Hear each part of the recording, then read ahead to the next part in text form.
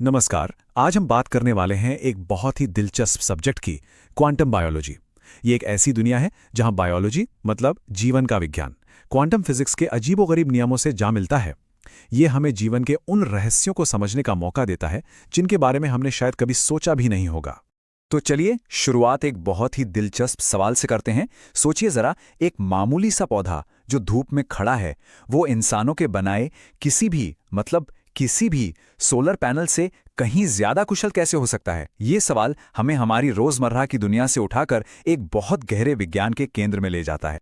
और इसका जवाब वो शायद क्वांटम फिजिक्स की उस अजीब दुनिया में छिपा है जिसके बारे में हम ज्यादातर सोचते हैं कि वो सिर्फ एटम्स और पार्टिकल्स तक ही सीमित है। यही आज की हमारी पूरी चर्चा का आधार है कि कैसे जीवन के अंदर, हमारे और आपके अंदर क्वांटम लेवल पर चीजें काम कर रही हैं। तो आखिर ये क्वांटम बायोलॉजी है क्या? सीधी भाषा में कहें तो ये उन बायोलॉजिकल चीज़ों की स्टडी है जिन्हें हम नॉर्मल क्लासिकल फिजिक्स से नहीं समझा सकते। मतलब ऐसी चीज़ें जिनके लिए हमें क्वांटम मैकेनिक्स के अजीब नियमों का सहारा लेना पड़ता है। ये जीवन की पहेलियों के जवाब सब एटॉमिक लेवल पर ढूंढता है, उस लेवल पर जहां एक पार्टिकल एक ही समय में कई जगहों पर हो सकता है या किसी दीवार के आर पार भी जा सकता है। तो चलिए अब जरा गहराई में उतरते हैं और अपनी पहली बड़ी बायोलॉजिकल पहेली को देखते हैं। हम बात करेंगे फोटोसिंथेसिस की, यानी प्रकाश संश्लेषण की, लेकिन इसे स्कूल की किताबों वाली प्रोसेस की तरह नहीं, बल्कि एफिशिएंसी यानी दक्षता की एक अनसुलझी पहेली के तौर पर देखेंगे। जरा इस नंबर पर गौर कीजिए, 99% से भी ज्यादा फोटोसिंथेसिस में एनर्जी का ट्रांसफर इतना एफिशिएंट होता है। ये एक कमाल का आंकड़ा है, इतना कमाल का कि हमारे जो क्लासिकल मॉडल्स हैं वो तो समझा ही नहीं पाते कि भाई ये मुमकिन कैसे है। तो सवाल फिर वही आता है, आखिर नेचर ये लगभग परफेक्ट एनर्जी ट्रांसफर कर कैसे लेता है? ऐसा कौन सा सीक्रेट है इसके पास जो इसे ये बायोलॉजिकल सुपर पावर देता है?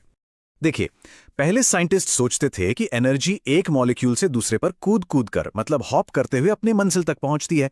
लेकिन ये हॉपिंग मॉडल इस प्रोसेस की स्पीड और एफिशिएंसी को एक्सप्लेन ही नहीं कर पाता। कुछ तो गड़बड़ थी। और यहीं पर एंट्री होती है क्वांटम कोहेरेंस की। ये एक कमाल का आइडिया है। इसके मुताबिक लाइट से मिली एनर्जी का वो छोटा सा पैकेट, जिसे हम एक्साइटन कहते हैं, वो एक पार्टिकल की तरह बिहेव ही नहीं करता, बल्कि वो एक लहर की तरह फैल जाता है और एक ही समय में सभी मुमकिन रास्तों पर मौजूद रहता है। इसे ऐसे सोचिए कि एनर्जी एक लहर की तरह फैलकर एक ही झटके में सबसे छोटा और सबसे अच्छा रास्ता ढूंढ लेती है। जाहिर है ये एक एक करके कूदने वाले तरीके से कहीं ज्यादा तेज और एफिशिएंट है, और शायद यही पौधों की उस कमाल की एफिशिएंसी का राज है। और सोचिए, अगर हम इससे ठीक से समझ गए तो हम कितने बेहतर सोलर पैनल बना सकते हैं। अच्छा, अब चलते हैं अपने अगले रहस्य की तरफ। आपने प्रवासी पक्षियों के बारे में तो सुना ही होगा, जो हजारों किलोमीटर का सफर तय करते हैं। उनकी जो कमाल की नेविगेशन की क्षमता है, माना जाता है कि इसका कनेक्शन भी उनकी आंखों में होने वाली एक क्वांटम प्रोसेस से है। इस बायोलॉजिकल काबिलियत को कहते हैं मैग्नेटो रिसेप्शन, मतलब किसी जानवर की वो क्षमता जिससे वो धरती के मैग्नेटिक फील्ड को महसूस करके दिशा का पता लगा सके। ये पक्षियों को लंबी यात्राओं में रास्ता खोजने में मदद करती है। पर सवाल ये है कि ये काम कैसे करता है? और जवाब एक बार फिर क्वांटम हो सकता है। हाँ, ये प्रोसेस थोड़ा सा कॉम्प्लेक्स है, पर इसे आसान भाषा में समझने की कोशिश करते हैं। देखिए, होता यह है कि जब नीली रोशनी पक्षी की आंख में एक खास प्रोटीन, जिसे क्रिप्टोक्रोम कहते हैं, उस पर पड़ती है, तो दो इलेक्ट्रॉन क्वांटम तरीके से उलझ जाते हैं, मतलब एक एंटैंगल्ड जोड़ी बना लेते हैं। अब धरती का जो मैग्नेटिक फील्ड है वो इस जोड़ी की हालत पर हल्का सा असर डालता है, और माना जाता है कि इसी बदलाव से पक्षी को एक विजुअल पैटर्न दिखता है, मानो उसकी आंखों के अंदर ही एक कंपास हो जो उसे रास्ता दिखा रहा हो। चलिए अब बात करते हैं जीवन की सबसे जरूरी केमिकल रिएक्शंस की और उनकी अविश्वसनीय स्पीड की। ऐसा लगता है जैसे नेचर ने इन रिएक्शंस को तेज करने के लिए एक क्वांटम शॉर्टकट, या कहें तो एक चीट कोड ढूंढ लिया है। और ये शॉर्टकट है क्वांटम टनलिंग। ये क्वांटम वर्ल्ड के सबसे अजीब फिनोमेना में से एक है। इसका मतलब है कि एक सब एटॉमिक पार्टिकल, जैसे कोई इलेक्ट्रॉन, एक ऐसी एनर्जी की दीवार को पार कर सकता है जिसे पार करने की एनर्जी उसके पास है ही नहीं। ये सुनने में ऐसा लगता है जैसे फिजिक्स के नियम तोड़े जा रहे हों, पर क्वांटम लेवल पर यह न सिर्फ मुमकिन है, बल्कि जिंदगी के लिए बेहद जरूरी भी है। इसे समझने का सबसे आसान तरीका है कि आप सोचें कि जैसे कोई भूत एक ठोस दीवार के आर पार सीधे निकल जाता है। सुनने में भले ही अजीब लगे, पर सब एटॉमिक लेवल पर ऐसा ही होता है। और ये सिर्फ कोई थ्योरी नहीं है। क्वांटम टनलिंग असल में जीवन की कई जरूरी प्रक्रियाओं के पीछे की ताकत है। ये एंजाइम्स को अपना काम लाखों गुना तेजी से करने में मदद करता है। यहां तक कि हमारी कोशिकाओं में जो एनर्जी बनाने की प्रोसेस है, उसमें भी इसका एक अहम रोल है।